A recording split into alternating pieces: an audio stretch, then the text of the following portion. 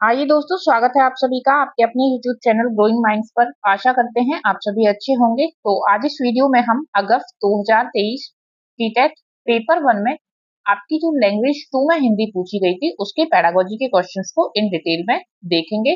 तो आइए देखते हैं अपना पहला क्वेश्चन। देखिए, पहला क्वेश्चन आपका क्या कहता है कि एक माँ कक्षा 2 की अध्यापिका से पूछा कि मैंने इस बात पर ध्यान दिया है कि मेरी जो बच्ची है वो क्या करती है, ऐसे शब्द बोल जाती है जो कभी वो अपने वयस्कों या भाई बहनों से नहीं सुने हैं, यह कैसे संभव है? तो इस प्रश्न का निम्नलिखित में से सबसे उपयुक्त उत्तर क्या होगा या क्या है? पहला ऑप्शन है आपकी, बच्चे भाषा तभी सीखते हैं जब हम बच्चों के भाषाई विकास का पुनर्बलन करते हैं। जी नहीं, देखिए बच्चों के अंदर क्या होती है, एक इनेट एबिलिटी होती है, लैंग्वेज एक्विजिशन डिवाइस भी आपने सुना है चॉम्स्की के द्वारा, कि बच्चों के अंदर भाषा अर्जन करने की एक ऑलरेडी एक क्षमता होती है। तो वो सिर्फ तभी नहीं सीखेंगे जब भाषा का पुनर्बलन उनके अंदर किया जाएगा। तो ये आपका ऑप्शन सही नहीं हो सकता। मनुष्य का मस्तिष्क भाषा सीखने के लिए सहज रूप से अनुकूलित है। हाँ, ये आपका ऑप्शन सही हो सकता है कि हर एक मनुष्य का जो दिमाग होता है वो किसी भाषा को सीखने के लिए सहज रूप से क्या होता है, आपका अनुकूलित होता है। नेक्स्ट ऑप्शन, रचनावादी उपागम के अनुसार बच्चे नई भाषाएं आविष्कृत करते हैं। बच्चे भाषा केवल अपने वयस्कों के अंदर, देखिए केवल जहां वैसे भी ये केवल शब्द आ जाता है तो 99% तो वो ऑप्शन आपका गलत ही होता है। और यहाँ पे आपका वैसे भी गलत ही है कि बच्चे केवल अपने वयस्कों के अनुकरण से ही सीखते हैं, ये ऐसा नहीं है। हाँ, वयस्कों के अनुकरण से भी सीखते हैं, लेकिन उस सब से सीखने के बाद वो अपने भी क्या करते हैं, अपने आप से भी भाषा का निर्माण करते हैं। तो ये भी आपका ऑप्शन गलत होगा। ऑप्शन 3 भी आपका गलत होगा। देखिए, रचनावादी जो उपागम है उसमें ये बात है कि बच्चा क्या करेगा, भाषा के कुछ चीजों को अपने आप से सीखेगा, उन्हें आविष्कृत करेगा, लेकिन वो पूरी तरह से एक भाषा को आविष्कृत नहीं कर सकता है। तो ये भी आपका ऑप्शन राइट नहीं होगा। यहाँ पे आपका ऑप्शन नंबर 2 क्या होगा, राइट ऑप्शन होगा। नेक्स्ट क्वेश्चन देखिए, प्रारंभिक साक्षरता को सुसाध्य बनाने की एक युक्ति है जिसमें एक वयस्क और एक बालिका दोनों साथ साथ एक पुस्तक देख रहे हैं। वयस्क प्रश्न पूछता है और आपसी संवाद को प्रोत्साहित करता है, फिर दोनों की भूमिका बदलती है। भूमिका बदलेगी मतलब अब जो छोटा होगा, वयस्क होगा, उससे बालिका प्रश्न पूछेगी और यह युक्ति क्या आपकी कहलाती है? देखिए, पहले तो इसका सीधा आंसर जान लेते हैं। ये आपका होता है संभाषित पठन। ठीक है, तो संभाषित पठन के अंदर आपका क्या होता है कि कोई आपसे बड़ा क्या होगा, आपके लिए आपके साथ में कोई चीज पढ़ रहा होगा, वो आपसे क्वेश्चन पूछेगा ताकि आप किसी चीज के बारे में सोचें, कल्पना करें और उस चीज का उत्तर दें, तो उस चीज के साथ आपको संलग्न रखेगा। इसके बाद में आपको क्या होगी, वो भूमिका बदल जाती है, फिर बच्चा उसी प्रकार से प्रश्न करता है वयस्क से और वयस्क आपका जवाब देता है। कि ये आपका संभाषित पठन होता है। बाकी के ऑप्शंस को देख लीजिए। साझा पठन, कई बार हम ये चीज डिस्कस कर चुके हैं, लास्ट कई पर में ये पूछा गया है, आ चुका है क्वेश्चन। साझा पठन आपका क्या होता है, जब एक साथ में, ठीक है, जैसे कि आपको एग्जांपल दिया गया था कि बच्चे ने भी बुक खोली हुई है, क्लास में बच्चों ने बुक खोली हुई है, अध्यापक ने भी बुक खोल के अध्यापक पढ़ा रहा है। तो जब उस पाठ को अध्यापक पढ़ा रहा है तो साथ साथ में क्या कर रहे हैं, बच्चे भी उस पाठ को बोल रहे हैं, पढ़ रहे हैं। तो ये आपका होता है साझा पठन। उसी के साथ में कथा वाचन क्या होगा, देखिए कथा वाचन सीधा सीधा है कि कथा आपको एक तरह से कोई भी कहानी कथा सुनाई जा रही है एक इंटरेस्टिंग वे में। ये भी जरूरी है क्योंकि देखिए वाचन आपका कहीं ना कहीं वाचन कौशल भी इसके अंदर होना चाहिए, तो अच्छी तरह से उसे कथा को सुनाना इसके अंदर शामिल होगा। मॉडल पठन, जब कोई आपसे बड़ा होगा या आपका टीचर लगा लीजिए, शिक्षार्थी लगा लीजिए, आपके सामने पढ़ रहा है एक धारा प्रवाह के साथ में, कि कहीं उसकी टोन ऊपर जाती है, कहीं नीचे होती है, उसकी जो मार्मिकता पाठ की है उसके अकॉर्डिंग, तो हम उसे देखकर कहीं ना कहीं सिर्फ सीख रहे हैं, वो हमारे लिए एक मॉडल की तरह काम कर रहा है। तो ये आपका होता है मॉडल पठन। तो यहाँ पे आपका ऑप्शन कौन सा होगा, ऑप्शन 1 आपका राइट ऑप्शन हो जाएगा। नेक्स्ट क्वेश्चन, एक अध्यापक शिक्षार्थियों की भाषा के श्रवण कौशलों को कैसे विकास कर सकता है? श्रवण कौशल मतलब उसके सुनने से रिलेटेड जो कौशल है उनका विकास वो कैसे कर सकता है? ऑप्शन देखिए, शिक्षार्थियों के लिए ऐसे अवसर सृजित करना जिनमें वे तरह तरह के भाषा स्रोतों और लोगों को सुन सकें और अन्य श्रवण संबंधी गतिविधियों में संलग्न रह सकें। तो हाँ, एक अच्छा तरीका है, शायद यही आपका ऑप्शन होगा। लेकिन देखिए यहाँ हमें ये देखना होता है, मैं बार बार कहती हूँ कि हो सकता है एक से ज्यादा ऑप्शन आपके सही हो, लेकिन उनमें से सटीक ऑप्शन आपने चुनना होगा। नेक्स्ट आपका ऑप्शन है अन्य भाषिक कौशलों को समृद्ध किए बिना। देखिए, इस तरह के ऑप्शन आपके कभी भी सही नहीं हो सकते हैं, चाहे क्योंकि देखिए आपका जो ये भाषा के कौशल है ये भी क्या होते हैं, आपस में कहीं ना कहीं रिलेटेड होते हैं। तो ऐसा नहीं है कि आप किसी पर और पर ध्यान ही ना दें, सिर्फ एक श्रवण कौशल पर ध्यान केंद्रित करके ही आप इसको सिखा सकते हैं। तो इस तरह के ऑप्शन आपके कभी ठीक नहीं होंगे। शिक्षार्थियों को वह सब सुनने के लिए कहना जिससे वे निष्क्रिय, अब निष्क्रिय होकर इंसान अगर सुन रहा है, तो अगर हम निष्क्रिय पैसिव मोड में कोई भी चीज सीखते हैं, चाहे वो कोई भी कौशल सही आप कभी भी अच्छे से नहीं सीख सकते हैं। आप ये सभी जानते हैं कि अगर आप लोग एक्टिव रहेंगे, बच्चा जितना एक्टिव होके किसी चीज को करेगा, सुनेगा, समझेगा, वो उतना ही अच्छा उस चीज को सीखेगा। तो ये आपका ऑप्शन 3 भी नहीं हो सकता है। शिक्षार्थियों से कक्षा में और कक्षा से बाहर सतत रूप से बात करके, तो सिर्फ ये ऑप्शन आपके सही नहीं हो सकते हैं। ऑप्शन नंबर 1 क्या होगा आपका यहाँ पे राइट ऑप्शन होगा। नेक्स्ट क्वेश्चन देखिए। नेक्स्ट क्वेश्चन कहता है कि निम्नलिखित कथनों को पढ़िए और सही विकल्प का चयन कीजिए। अभिकथन एक कथन दे रखा है आपका कि प्राथमिक स्तर पर भाषा में सटीकता बहुत ही महत्वपूर्ण है। पहले देखिए इसी कथन के बारे में बात कर लेते हैं। प्राथमिक स्तर पर ना आपकी भाषा की सटीकता उतनी महत्वपूर्ण नहीं होती है। इस स्तर पर बस ये है कि बच्चा अपनी भाषा में चीजों को अभिव्यक्त कर पाए। वो ग्रामेटिकली व्याकरणिक तौर पर कितना सही है, कितना वो गलत बोल रहा है, वो सारी चीजें उतना इंपॉर्टेंस नहीं रखती है जितना कि एक बच्चा सहज हो सके, वो अपने विचारों को रख सके, बोल सके। तो ये आपका कथन गलत होगा। प्राथमिक स्तर पर भाषा में सटीकता महत्वपूर्ण बहुत महत्वपूर्ण नहीं होती है। महत्वपूर्ण तो देखिए है कि सटीकता आनी चाहिए, लेकिन इस बात पर ज्यादा ध्यान केंद्रित नहीं होता है। ध्यान केंद्रित होता है कि बच्चा अपने विचारों को अभिव्यक्त कर पाए, वो भाषा को एटलीस्ट बोल पाए। सटीकता तो हम बाद में भी देख लेंगे, ठीक है ना। नेक्स्ट तर्क देखिए। व्याकरण प्राथमिक स्तर की पाठ्य चर्चा का अभिन्न अंग है। तो हाँ, ये ठीक है कि जो व्याकरण होता है वो चाहे आपका कोई भी स्तर हो, वहां पे व्याकरण आपको पढ़ानी शुरू कर दी जाती है कि आपको ये पढ़ाया तो जाएगा। तो हाँ, एक अभिन्न अंग पाठ्य चर्चा का रहेगा। ऐसा नहीं है कि आपको व्याकरण नहीं पढ़ाई जाएगी। तो यहाँ पे जो आपका ऑप्शन राइट होगा वो ऐसा ऑप्शन होगा जहाँ पे ए गलत है और आर सही है। तो ये आपका है ए सही है, पहला ऑप्शन नहीं है। ए और आर दोनों सही है, ये नहीं है। ए गलत है परंतु आर सही है। ऑप्शन नंबर 3 क्या होगा आपका राइट ऑप्शन हो जाएगा। नेक्स्ट क्वेश्चन देखिए। भाषा भाषा अधिगम की प्रकृति और शिक्षण शास्त्रीय व्यवस्थाओं में दोनों की अनुप्रयोगिता के बारे में सैद्धांतिक स्थितियों एवं मतों को क्या कह सकते हैं। तो देखिए ये आपका उपागम होता है जो किसी भाषा को सीखने में उसके एक तरह से बताता है कि किस तरह आप भाषा को सीख सकते हैं, उसकी प्रकृति कैसी रहेगी। ये एक शिक्षण का तरीका होता है, ठीक है। तो ये आपका यहाँ पे ऑप्शन क्या होगा उपागम होगा। विषय वस्तु ये नहीं है, कोई पर्टिकुलर सिर्फ किसी एक चीज से रिलेटेड टेक्निक आपकी नहीं है, पाठ्यक्रम से रिलेटेड ये नहीं है। ये आपका क्या है उपागम होता है। जैसे कि आप संचारात्मक उपागम पढ़ते हैं, ठीक है। तो ये क्या है आपका उपागम होता है। नेक्स्ट देखिए आपका क्वेश्चन 126। रचनात्मक मूल्यांकन क्या है। मूल्यांकन मतलब एक बच्चे ने क्या पढ़ा, क्या सीखा, कहीं ना कहीं उस चीज को आंकना, ठीक है, उसका आकलन करना। तो रचनात्मक मूल्यांकन क्या होगा।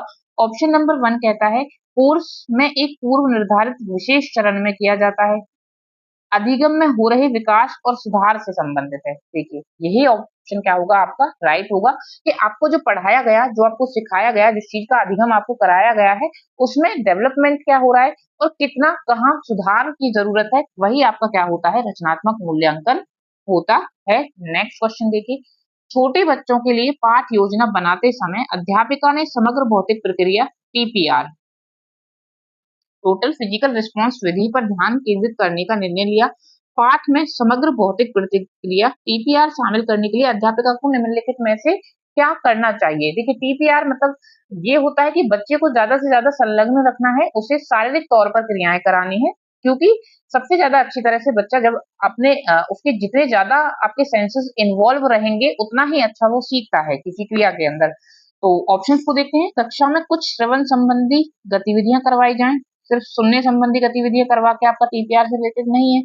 ऐसी गतिविधियां करवाई जाएं जो अपनी सीट पर बैठे बैठे हो सके और जोड़ों या समूह में काम करने का मौका दे। देखिए जरूरी नहीं है, आपने जब टीपीआर का प्रयोग करना है तो जरूरी नहीं है कि सिर्फ सीट पर बैठकर ही वो आपकी हो सके, क्योंकि यहाँ पे आपको शारीरिक क्रियाएं करवानी पड़ेंगी जिसके लिए आपको सीट से अलग भी जाना पड़ सकता है, हटना पड़ सकता है। तो सिर्फ सीट पर बैठकर ये आपका ऑप्शन सही नहीं हो सकता। गतिविधि ना करवाकर प्रश्न पूछे जाएं ये तो हो ही नहीं सकता है। फिजिकल रिस्पॉन्स की बात हो रही है और यहाँ सीधा कह रहा है कि गतिविधियां नहीं करवानी चाहिए। नेक्स्ट आपका ऑप्शन कक्षा में कुछ शारीरिक गतिविधियां करनी चाहिए। तो यही ऑप्शन क्या होगा आपका राइट ऑप्शन हो जाएगा। नेक्स्ट क्वेश्चन देखिए। व्याकरण सिखाने का कौन सा उपागम इस मत को प्रोत्साहित करता है कि भाषा अधिगम नियमों को सीखने से संबंधित है। व्याकरण सिखाने का कौन सा उपागम इस मत को, देखिए अभी ऊपर आया था ना कि भाषा भाषा शिक्षण ये सारी चीजें ये क्या होती है, तो ये आपके उपागम ही होते हैं। तो अब वो पूछ रहा है कि व्याकरण सीखने का कौन सा उपागम इस मत को प्रोत्साहित, क्योंकि आपके डिफरेंट डिफरेंट उपागम है जिनके अंदर जो एक तरह से मत है वो अलग अलग है। कि कोई आपका जोर देगा कि आप संदर्भ को साथ में लेकर सीखें, वास्तविक परिस्थितियों के साथ में चीजों को जोड़कर सीखें, व्याकरण के सिर्फ नियमों पर ज्यादा ध्यान केंद्रित करें। तो इस तरह से ठीक है।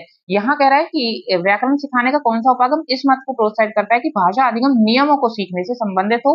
तो देखिए ये आपका निगमनात्मक जो आपका उपागम होता है, ये होता है। अब यहाँ एक बात देखिए, जो मैं लास्ट शायद हर वीडियो में आपको बताती हूँ कि जब आपको इस तरह से अपोजिट 2 ऑप्शन मिल जाएँगे, यहाँ क्या मिल गया आपको, निगमनात्मक बन गया और आगमनात्मक मिल गया। तो ये दोनों एक दूसरे के अपोजिट होंगे, तो प्रोबेबली चांस होगा कि आपका आंसर क्या होगा, इनमें से ही कोई होगा। ठीक है। यहाँ क्या होता है, जो आपका निगमनात्मक होता है ना, उसके अंदर होता है कि पहले आपको नियम बताए जाएँगे और फिर आप उन नियमों से रिलेटेड गतिविधियाँ करेंगे और सीखेंगे।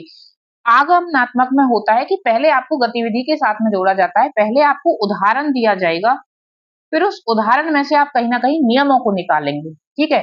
निगमनात्मक में क्या होगा, नियम दिए जाएँगे, नियमों के बाद आपको उदाहरण बताए जाएँगे और आगमनात्मक में ये होगा कि उदाहरण पहले दिए जाएँगे और आप उस उदाहरण में से क्या करेंगे, नियमों को निकालेंगे, समझेंगे, उसमें जो नियम अंतर्निहित हैं, उन्हें पढ़ेंगे, समझेंगे।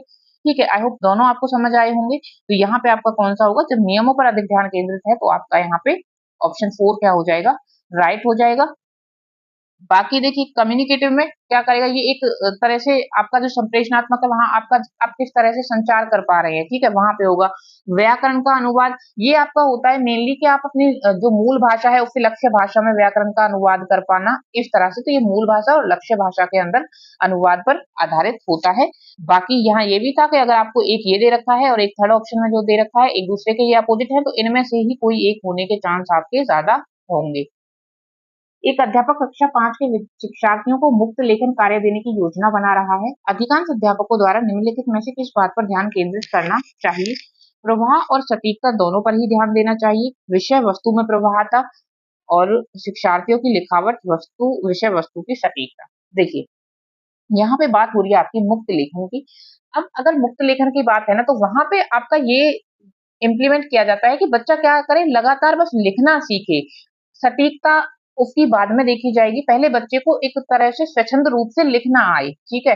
यहाँ पे आपका ये होता है कि बच्चा एक तो प्रोत्साहित होता है लिखने के लिए, क्योंकि उसको डर नहीं होता है कि उससे गलती हो जाएगी, क्योंकि गलतियों पे अभी उतना ध्यान दिया ही नहीं जा रहा है, ठीक है? तो इसीलिए यहाँ ये मुक्त लेखन है कि आप बिना डरे प्रोत्साहित हो बच्चा लिखने के लिए, अभिव्यक्त कर पाए अपने विचारों को, उसे गलती और सटीकता का डर ना हो कि वो व्याकरण तौर पे सही लिख रहा हो, वो उसकी जो वर्तनी है वो बिल्कुल सही हो, नियम कानूनों के अकॉर्डिंग हो, ये नहीं है। बस वो प्रवाह कर पाए अपनी जो भी विचार हैं उनका। तो मुक्त लेखन का यही उद्देश्य होता है कि बच्चे को प्रोत्साहित करना लिखने के लिए स्वतंत्र रूप से। तो यहाँ पे आपका विषय वस्तु की प्रवाहता पर ही क्या होगा, आपका राइट ऑप्शन होगा, क्योंकि यहाँ पे इसी चीज पे जोर दिया जाएगा कि वो प्रवाह के साथ उस चीज को लिख पाए। सटीकता हम पीछे देख लेंगे, पीछे चेक करा लेंगे, पीछे बाद में सिखा लेंगे, एक बार बस उसे क्या आ जाए, अपने जो विचार है या जो विषय वस्तु है उसको अभिव्यक्त करना आ जाए, ग्रामेटिकली हम उसे पीछे करेक्ट करते रहेंगे। तो यहाँ पे आपका ऑप्शन नंबर 2 क्या हो जाएगा, राइट ऑप्शन हो जाएगा। नेक्स्ट क्वेश्चन देखिए, टॉप डाउन से आश्रय है, समग्र अर्थ पर ध्यान देना, अधोमुखी बॉटम अप से क्या आशय होगा? तो देखिए सीधा सीधा होता है ये आपका पाठ्य पुस्तक के शब्दों और वाक्यों पर ध्यान देना, यही क्या होगा आपका ऑप्शन होगा। जो बॉटम अप अप्रोच होता है वो आपका किससे रिलेटेड होता है, शब्दों और वाक्यों पर ध्यान दिया जाता है अर्थ को समझने के लिए।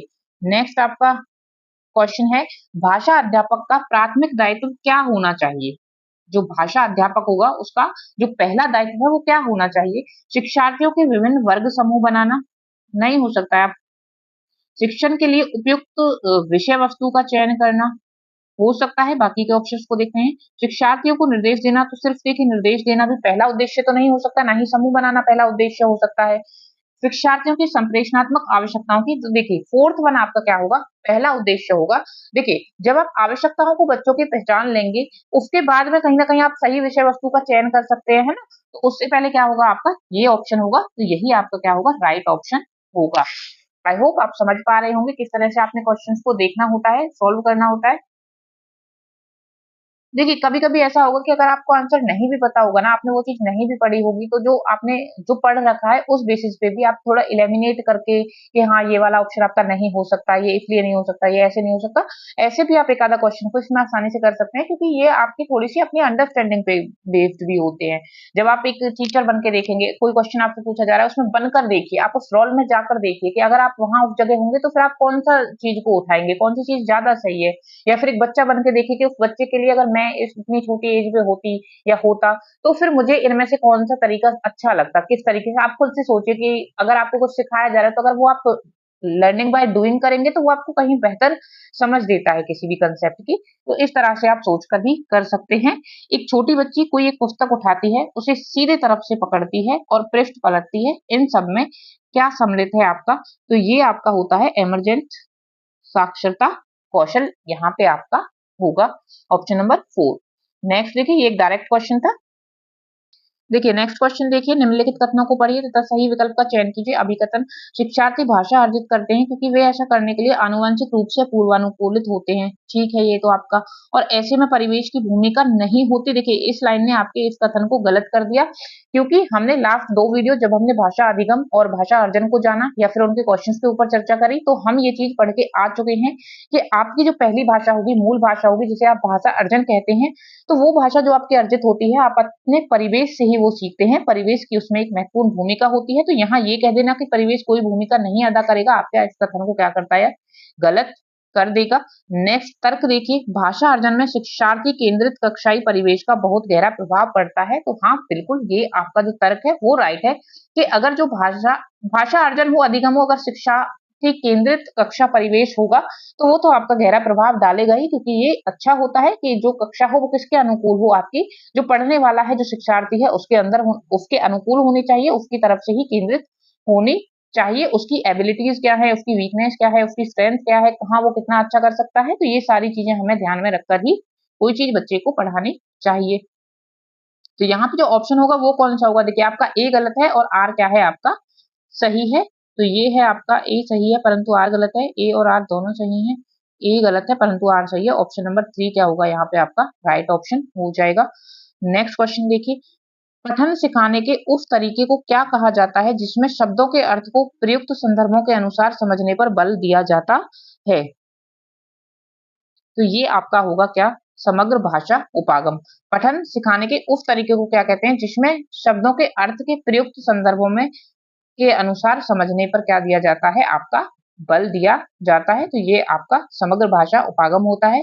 भाषा के बारे में चिंतन करने और बात करने की योग्यता को क्या कहेंगे, ये आपका उद्गामी साक्षरता, निपुण वक्ता, अधिभाषिक विचार विमर्श क्या होगा, यहाँ पे आपका राइट ऑप्शन होगा। तो देखिए भाषा के बारे में आप चिंतन कर पा रहे हैं और उसके बारे में बात कर पा रहे हैं, इसका मतलब क्या है कि आपके अंदर क्या योग्यता आ चुकी है कि आप भाषा के बारे में विचार विमर्श कर सकते हैं। तो ये आपका अधिभाषिक विचार विमर्श योग्यता आपका हो जाएगा। ध्वन्यात्मक जागरूकता क्या होगी कि आप किसी चीज को सुनकर उस चीज को समझ पा रहे हैं एक तरह से, ठीक है। निपुण, एक सेकेंड, निपुण वक्ता, जब आप किसी चीज के बारे में सिर्फ बात करने में क्या हो जाएंगे, निपुण हो जाएंगे, तो ये आपका एक पर्टिकुलर फील्ड से रिलेटेड हो गया, ठीक है। तो उद्गामी साक्षरता भी नहीं, यहाँ पे आपका क्या है कि आपके अंदर उस किसी भाषा को विचार विमर्श करने की योग्यता क्या हो चुकी है, डेवलप हो चुकी है। तो ये आपका 15 क्वेश्चन जो पेडागोजी के से थे वो आपके कंप्लीट होते हैं। आई होप आपको समझ आया होगा। देखिए अच्छे से हम देखिए पेपर 1 हमने सॉल्व किया 2024 का, पेपर 2 सॉल्व किया, तो एक तरह से 4 पेडागोजी के सेक्शंस, क्योंकि हर एक पेपर में 2 सेक्शन होते हैं, एक आपको लैंग्वेज 1 में मिलेगा, एक आपको लैंग्वेज 2 में मिल गया, ठीक है। तो वहां से भी अगर हम देखें तो 4 वहां से और 2 हम इसके कर चुके हैं, पेपर 1 में भी लैंग्वेज 1 और पेपर 2 की भी लैंग्वेज 1। अब हम कर रहे हैं चर्चा लैंग्वेज 2 की, 2023 का जो पेपर था। हम ये चीज आप भी देख रहे होंगे जब पढ़ रहे होंगे कि चीजें बार बार रिपीट हो रही हैं, आपके ऑप्शन वही आ रहे हैं। तो अगर आप प्रीवियस ईयर को भी बहुत अच्छे से कर लेंगे ना, समझ के कर लेंगे, आप ऑप्शन को हर किसी को पढ़ते चलेंगे, समझते चलेंगे, तो आपका कहीं नहीं जाएगा पेडागोजी। 8-10 क्वेश्चन आप आराम से ठीक करके आ पाएंगे बिना पेडागोजी के कंसेप्ट को समझे भी। हालांकि साइड बाय साइड हम कंसेप्ट को भी लेकर चल रहे हैं, अगर आपके पास टाइम है तो आप वो भी देख सकते हैं। तो बाकी अपना ध्यान रखिएगा, मिलेंगे नेक्स्ट वीडियो में।